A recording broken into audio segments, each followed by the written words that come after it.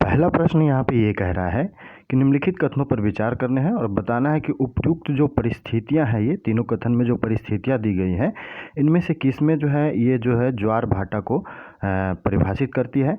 तो पहला जो है यहाँ पे आप देख सकते हैं कि कथन ये दिया गया है कि सूर्य, चंद्रमा और पृथ्वी जब एक ही सीध में हो, सूर्य, चंद्रमा और पृथ्वी जब एक ही सूर्य में हो, एक ही जो है सीध में हो, और उसके बाद चंद्रमा की कक्षा जो है पृथ्वी के निकटतम हो। तो यहाँ पर देख पा रहे हैं ये मून की जो कक्षा है ये पृथ्वी के निकटतम है, और ज्वारीय क्रम जो है वो सामान्य से अधिक हो रहा हो। तो ये जो है किस प्रकार की परिस्थिति की बात हो रही है, तो ये उपभू परिस्थिति की बात हो रही है। और उपभू परिस्थिति ऐसी परिस्थिति होती हैं जिस परिस्थिति में चंद्रमा की कक्षा जो होती है वो पृथ्वी के सबसे निकटतम होती है, और इस प्रकार जो है उच्च ज्वार और निम्न ज्वार जो है घटित होते हैं। और इस दौरान जो है ज्वारीय क्रम जो होता है, यानी कि टाइडल रेंज की बात करें तो टाइडल रेंज जो है इस समय जो है काफ़ी अधिक होता है। हालांकि इसी के 2 सप्ताह बाद जो है जब इसी के 2 सप्ताह बाद जो है जब चंद्रमा जो है पृथ्वी से अधिक दूरी पर हो जाती है, जब चंद्रमा पृथ्वी से अधिक दूरी पे हो जाती है इसके 2 सप्ताह बाद, तो इस स्थिति में ये होता है कि चंद्रमा का जो है गुरुत्वाकर्षण बल सीमित होता है। यानी कि ये जो चंद्रमा के गुरुत्वाकर्षण बल की बात करें और ये जो है दूर चला गया, तो इसलिए जो है ये सीमित हो जाती है, और सीमित हो जाने के कारण जो है ज्वार भाटा की जो क्रम की जो है ऊंचाई होती है वो जो है ऊंचाई जो है उसकी कम हो जाती है। तो ये जो है ये जो स्थिति कहलाती है अपभू कहलाती है, और इस प्रकार जो है इस प्रश्न का जो है सही उत्तर सी है कि उपभू बृहद ज्वार भाटा का जो है यह बात कर रहा है। अब बात कर लेते हैं अगले प्रश्न की। तो अगला प्रश्न है प्रश्न संख्या 2, और प्रश्न यहाँ पे ये कह रहा है कि निम्नलिखित में से कौन सा मृदा में कार्बनिक पदार्थ की तीव्रता से अपरदन के लिए अनुकूल स्थितियाँ हैं। तो आपको ये बताना है कि मृदा में जो कार्बनिक पदार्थ होते हैं उनको तीव्रता से जो है अपघटित कर देने के लिए इसमें से जो स्थितियाँ दी गई हैं, क्या वो स्थितियाँ उसके लिए सही है या नहीं। यहाँ पर जो है कूट का प्रयोग करके सही उत्तर आपको बताना है। सबसे पहले यहाँ पर यह कह रहा है कि ऑक्सीजन की कमी, और जहाँ यहाँ पर जो है ऑक्सीजन की कमी की बात की जा रही, तो यदि ऑक्सीजन की कमी हो जाएगी तो जीव जंतु जो होते हैं, पेड़ पौधे जो होते हैं, जीव जंतु जो होते हैं वो श्वसन और प्रजनन के लिए जो है ऑक्सीजन पर ही निर्भर रहते हैं, और यदि ऑक्सीजन की कमी हो जाएगी तो ये जीवित नहीं रह पाएंगे। तो इसलिए जो है ये अपरदन के लिए, अपघटन के लिए जो है अनुकूल परिस्थिति नहीं है, और एक विकल्प जो है यहाँ पे गलत है। और पहला कथन जो है यदि गलत है तो विकल्प बी, विकल्प सी और विकल्प डी, ये तीनों विकल्प गलत हो जाएंगे, कि सिर्फ 2 जो है इसका सही उत्तर होगा, यानी कि विकल्प ए जो है सही है। नाइट्रोजन पदार्थों से समृद्ध अपरद, तो इन पदार्थों से जो समृद्ध अपरद होते हैं इससे जो है अपघटन की दर जो है वो तीव्र हो जाती है। हालांकि काइटिन जैसे जो होंगे, काइटिन से जो भरपूर होंगे तो उनसे जो है अपघटन की दर मंद हो जाएगी। तो ये भी आपको ध्यान रखना है। और यहाँ पर ठंडा तापमान की ज़रूरत नहीं होती, गर्म तापमान की जो है ज़रूरत होती है। तापमान जो है गर्म होना चाहिए, और जो गर्म तापमान जो है सूक्ष्मजीवों को सक्रिय और तीव्रतर बनाता है। इससे जो है इसकी जो अपघटन की दर होती है वो भी जो है तीव्र होती है। और इस प्रकार जो है इस प्रश्न का सही उत्तर जो है ए होगा, यानी कि कथन 2 जो है सिर्फ इसमें सही है, बाकी दोनों कथन जो है इसमें गलत है। अब बात कर लेते हैं अगले प्रश्न की। तो अगला प्रश्न है प्रश्न संख्या 3, और प्रश्न यहाँ पे ये कह रहा है कि निम्नलिखित में से कौन से भारतमाला परियोजना के घटक है। यानी कि इसमें से भारतमाला जो परियोजना चलाई जा रही है भारत सरकार द्वारा, इनके घटक कौन से हैं। नीचे दिए गए कूट का प्रयोग करके इसमें सही उत्तर आपको बताने हैं कि इस भारतमाला परियोजना में जो है कौन कौन से जो है इसमें घटक शामिल है। तो इसमें जो है भारतमाला परियोजना में टोटल जो है 6 घटक शामिल है, जिसमें जो है आर्थिक गलियारों का विकास, उसके बाद सीमा और अंतर्राष्ट्रीय संपर्क सड़कों का विकास, उसके बाद बंदरगाह संपर्क सड़कों का विकास, एक्सप्रेसवे का विकास, और उसके बाद राष्ट्रीय गलियारों की दक्षता में सुधार, अंतर गलियारे और फीडर सड़कें। इस प्रकार से जो है बीएमपी में, यानी कि भारतमाला परियोजना में 6 घटक जो है शामिल है। और अभी हाल ही में जो है investment information credit rating agency यानी कि जिसे हम इकरा के नाम से जानते हैं, investment information and credit rating agency limited ने इसके अनुसार जो है इसके प्रथम चरण को जो है, जो कि भारतमाला परियोजना का जो प्रथम चरण था उसे 2021-22 तक जो है पूरा किया जाना था, लेकिन इसको जो है बढ़ाकर अब जो है 2025-26 तक कर दिया गया है। तो इसे आप ध्यान रख सकते हैं। उसके बाद जो है इसका जो प्रथम चरण जो है, जो कि 2017 से 22 तक चलने वाला था, इसमें जो है 24,800 किलोमीटर जो है सड़क का निर्माण इसमें किया जा रहा है। और इसके अतिरिक्त जो है इसी चरण में राष्ट्रीय राजमार्ग परियोजना के तहत एक और परियोजना, राष्ट्रीय राजमार्ग परियोजना, इसके तहत जो है 10,000 किलोमीटर जो है सड़क का निर्माण कार्य किया जाना शेष है। और मुख्य रूप से जो बात करें तो इसमें जो है 6 घटक जो है शामिल है और इसमें सभी जो है सही हैं। सी जो है इसका सही उत्तर होगा, यानी कि 1, 2, 3, 4 सभी सही हैं। इसकी जो है स्थापना जो है, ये इकरा जो है यानी कि investors information and credit rating agency की बात करें तो इसकी स्थापना जो है 1991 में एक स्वतंत्र और व्यावसायिक निवेश सूचना और क्रेडिट एजेंसी के रूप में की गई थी। और इसको जो बनाया गया था वो वित्तीय संस्थानों, वाणिज्यिक बैंकों और वित्तीय सेवा कंपनियों द्वारा जो है इसकी स्थापना की गई थी।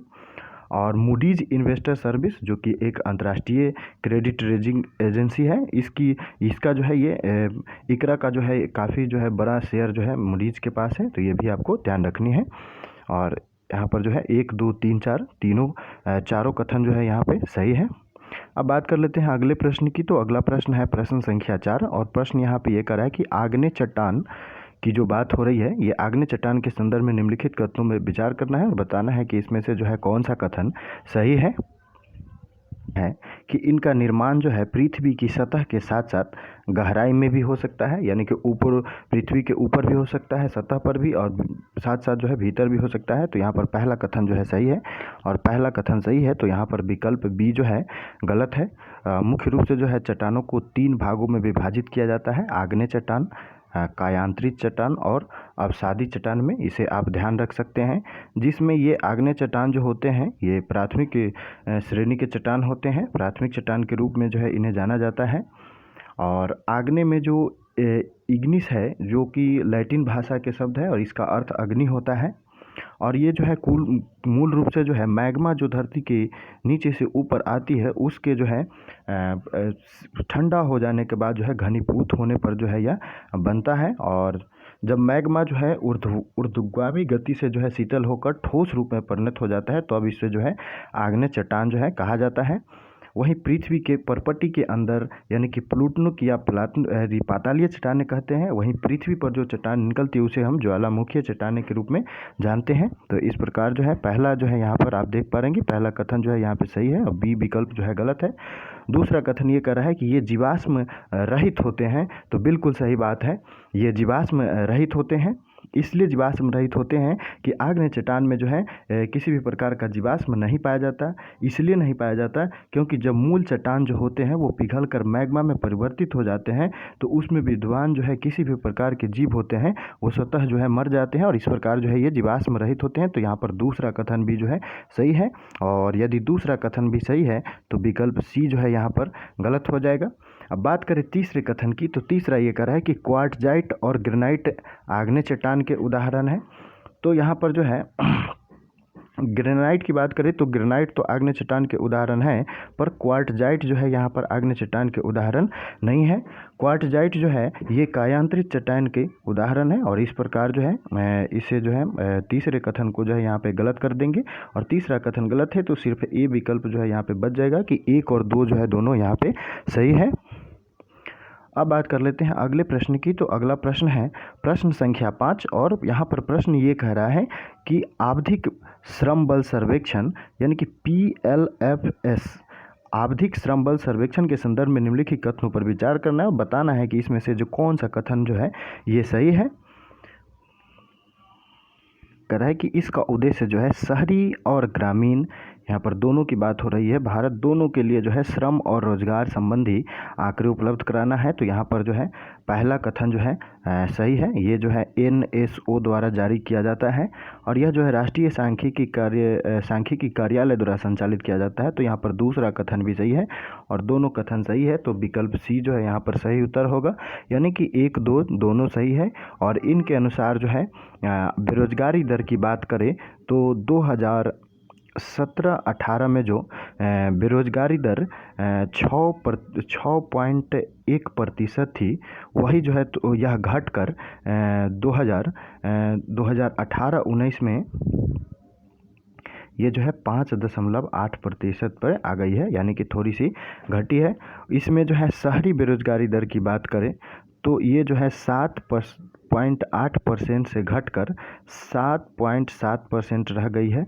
वहीं ग्रामीण बेरोजगारी दर की बात करें तो ये 5.3% से घटकर 5% रह गई है। तो इस प्रकार जो है ये NSO द्वारा जारी किए जाते हैं। इस दोनों कथन जो है यहाँ पर सही है। यह विकल्प सी जो है यहाँ पर सही उत्तर होगा। और बात कर लेते हैं अगले प्रश्न की। तो अगला प्रश्न ये है प्रश्न संख्या 6 और प्रश्न ये यहाँ पे ये कर रहा है कि ये क्षेत्र जो है ये शीतोष्ण पश्चिमी सीमांत क्षेत्र वर्ष पर्यंत पछुआ पवनों के अस्थायी प्रभाव में रहते हैं और ये अत्यधिक चक्रवाती गतिविधियों के क्षेत्र भी हैं। ग्रीष्मकाल कभी भी बहुत उष्ण नहीं होता और इस जलवायु प्रकार की प्राकृतिक वनस्पति में ओक, एल्म, एस, बर्च, बीच, चिनार, हॉर्नबीम जैसे पर्णपाती वृक्ष सम्मिलित है और उपयुक्त परिच्छेदों में निम्नलिखित जलवायु प्रकारों में किसका जो है यहाँ पर वर्णन किया गया है, यही बात जो है इसमें बताना है। यहाँ पर जलवायु के जो है प्रकार का वर्णन किया गया है और उससे संबंधित स्थितियाँ दी गई हैं। उन स्थितियों पर विचार करने के उपरांत हमें ये बताना है कि इसमें जो है किस प्रकार के जलवायु प्रकारों की जो है स्थितियाँ या परिस्थितियाँ दी गई हैं।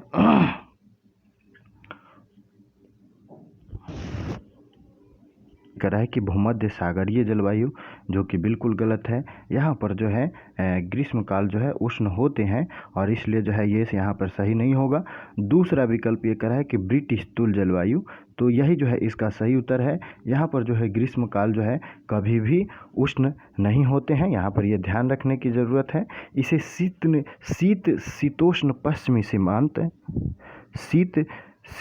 पश्चिमी सीमांत या इसे ब्रिटिश तुल जलवायु भी कहते हैं। और यहाँ पर जो है वर्ष पर्यंत जो है पछुआ पवनों के अस्थायी प्रभाव में जो है ये क्षेत्र रहता है और यहाँ पर चक्रवाती गतिविधियाँ भी अधिक होती हैं। यहाँ पर जो है चक्रवाती गतिविधियाँ भी अधिक होती हैं, जो कि ब्रिटेन की लक्षण वाली विशेषता है और इसलिए जो है इसे ब्रिटिश तुल जलवायु के नाम से जानते हैं। औसत वार्षिक तापमान की बात करें तो 5 डिग्री सेल्सियस से जो है 15 डिग्री सेल्सियस तक जो है यहाँ का औसत वार्षिक तापमान होता है और ग्रीष्मकाल जो है कभी भी जो है यहाँ पे उष्ण नहीं होती, इसलिए जो है विकल्प बी जो है यहाँ पे इसका सही उत्तर है। और वहीं बात कर ले स्टेपी जलवायु की, तो स्टेपी जलवायु जो है वर्षा की अल्प मात्रा वाली शीतोष्ण महाद्वीपीय प्रकार की जो है ये स्टेपी जलवायु है और इस प्रकार जो है ये इसमें जो है घास अधिक होती है और इसलिए जो है ये विकल्प सी जो है यहाँ पर गलत हो जाएगा। यहाँ पर जो है ओक, एल्म, एस, बर्च, बीच, चिनार और हॉर्नबीम इत्यादि की चर्चा की गई है।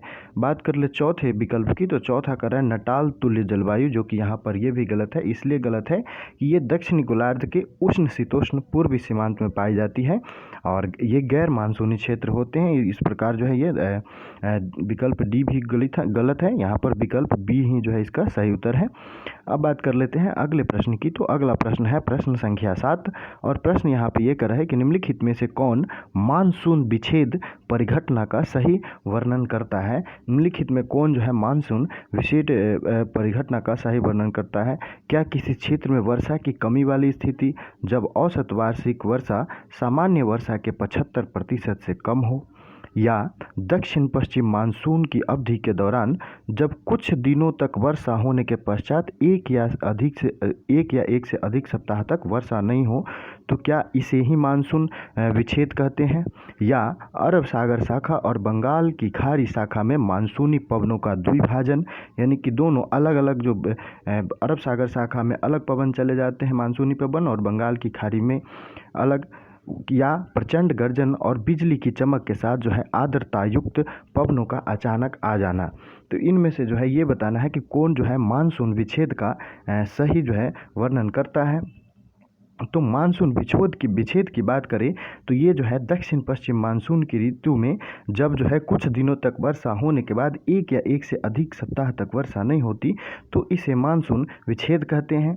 और ये विच्छेद विभिन्न क्षेत्रों में पृथक पृथक कारणों से होते हैं। उत्तर भारत के विशाल मैदान में बात करें, उत्तर भारत के यहाँ पर जो है विशाल मैदान है और उत्तर भारत के विशाल मैदान में मानसून का विच्छेद मानसून द्रोणी या इस क्षेत्र पर स्थित ITCZ, जिसे अंतः उष्णकटिबंधीय क्षेत्र के नाम से जानते हैं, ITCZ, तो इसमें जो है उष्णकटिबंधीय चक्रवात की संख्या कम होने के कारण जो है इसमें होता है, इस वाले क्षेत्र में चक्रवात की संख्या कम होने के कारण होता है।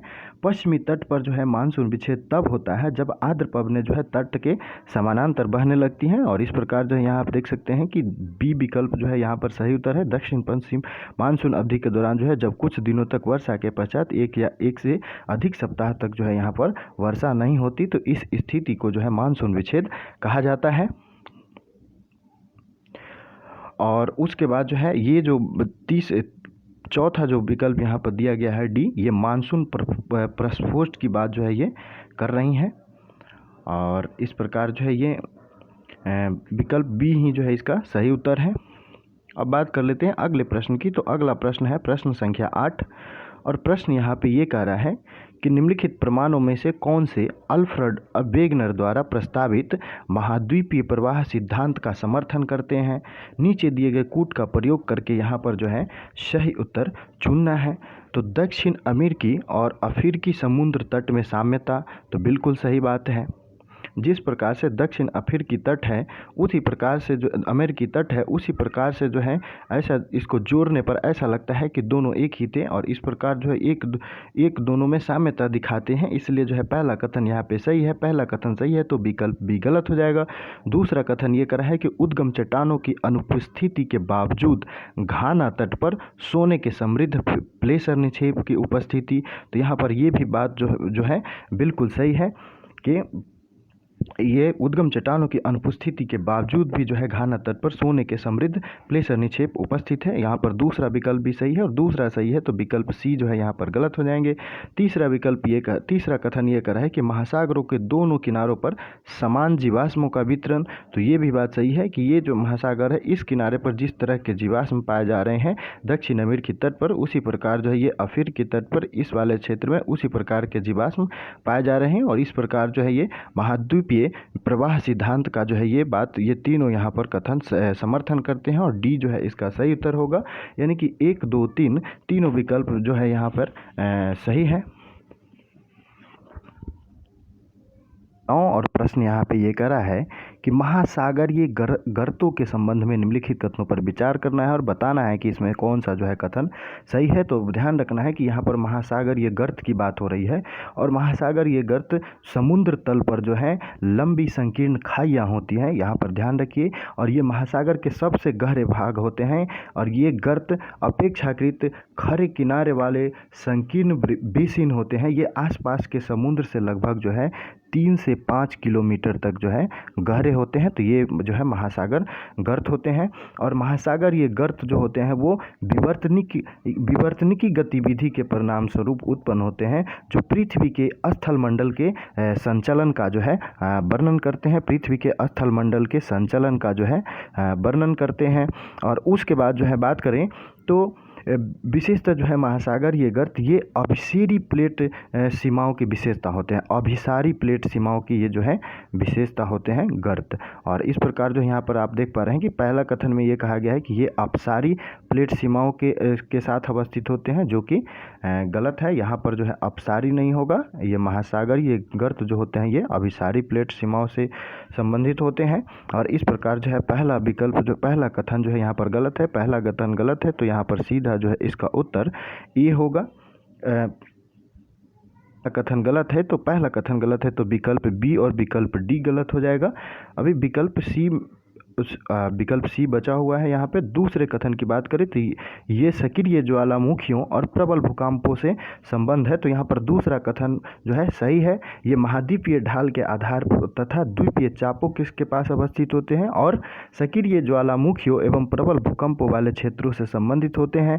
यही कारण है कि ये प्लेटों के संचलन के अध्ययन में जो है काफ़ी महत्वपूर्ण भूमिका निभाते हैं। अभी तक लगभग जो है 57 गर्तों की जो है खोज की जाती है, ये सक्रिय ज्वालामुखी और प्रबल भूकंपों के से संबंधों का जो है अध्ययन करके, और जिसमें जो है 32 जो है प्रशांत महासागर में है, 19 अटलांटिक महासागर में गर्त है और 6 जो है हिंद महासागर में गर्त है। तो यहाँ पर जो है दूसरा कथन जो है यहाँ पर सही है और दूसरा सही है। तो यहाँ पर देखना है कि तीसरा सही है कि नहीं। तो तीसरा ये करें कि टोंगा गर्त और मरियाना गर्त प्रशांत महासागर में अवस्थित है, तो बिल्कुल सही बात है। तीसरा कथन भी सही है और तीसरा सही है, तो विकल्प सी जो है इसका सही उत्तर होगा, यानी कि 2, 3 जो है इसमें सही है। सबसे गहरा गर्त की बात करें तो ये जो है गुआम द्वीप की बात करें तो ये गुआम द्वीप के पास जो है मरियाना गर्त पड़ता है। मरियाना गर्त जो कि गुआम द्वीप के पास है, मरियाना गर्त जो कि 36,000 फीट से भी जो है ये अधिक गहरा है। और उसके बाद जो है महासागरीय गर्तों में जो है और गर्त की बात करें तो जिसमें टोंगा गर्त है, टोंगा गर्त, जापानी गर्त, और उसके बाद बात करें तो मिंडानाओ गर्त, इन्हें भी जो है आप ध्यान रख सकते हैं। और सबसे खास बात है कि ये सभी गर्त जो है ये प्रशांत महासागर में अवस्थित हैं। और इस प्रकार जो है यहाँ पे दूसरा तीसरा जो है कथन सही है, विकल्प सी जो है इसका सही उत्तर है। अब बात कर लेते हैं अगले प्रश्न की। तो अगला प्रश्न है प्रश्न संख्या 11 और प्रश्न यहाँ पे ये कह रहा है कि अक्षांश और देशांतर के संबंध में निम्नलिखित कथनों पर विचार करना है और बताना है कि इसमें से जो है कौन सा कथन सही है। तो पहला कथन ये करा कि अक्षांश को पृथ्वी की सतह पर विषुवत रेखा के उत्तर या दक्षिण में किसी बिंदु की कोणीय दूरी के रूप में मापा जाता है। तो यहाँ पर जो है पहला कथन सही है। अक्षांश को विषुवत रेखा के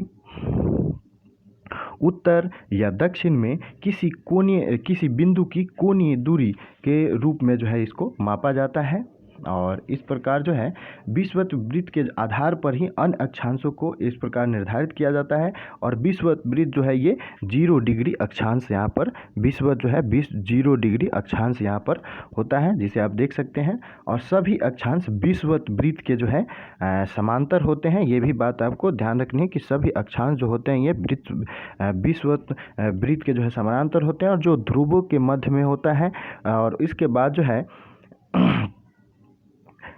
विषुवत रेखा जो है ये 0 डिग्री अक्षांश का प्रतिनिधित्व करते हैं, ये आप देख ही रहे हैं। और उत्तरी ध्रुव एवं दक्षिणी ध्रुव क्रमशः इधर 90 डिग्री नॉर्थ और इधर 90 डिग्री साउथ का प्रतिनिधित्व करता है। और पहला कथन जो है यहाँ पर सही है। दूसरे कथन की बात करें तो दूसरा कथन ये कह रहा है कि किसी स्थान के अक्षांश और देशांतर दोनों को पृथ्वी के केंद्र से मापा जाता है। तो बिल्कुल सही बात है, दूसरा कथन भी सही है कि देशांतर कोणीय दूरी होते हैं और जिन्हें विषुवत रेखा पर प्रधान याम्योत्तर यानी कि ग्रीनविच के पूर्व या पश्चिम में डिग्रियों में व्यक्त किया जाता है। ग्लोब पर देशांतरों को अर्धवृत्तों की एक श्रृंखला के रूप में आप ऐसे समझ सकते हैं, अर्धवृत्तों की एक श्रृंखला के रूप में जो है ग्लोब पर इसे दिखाया गया है। और उसके बाद जो है जो विषुवत रेखा से होते हुए ध्रुव तक जाते हैं और इसी रेखाओं को जो है मेरिडियन कहा जाता है। तो ये भी आपको ध्यान रखना है कि इसके केंद्र से जो है इसे मापा जाता है अक्षांश और देशांतर को।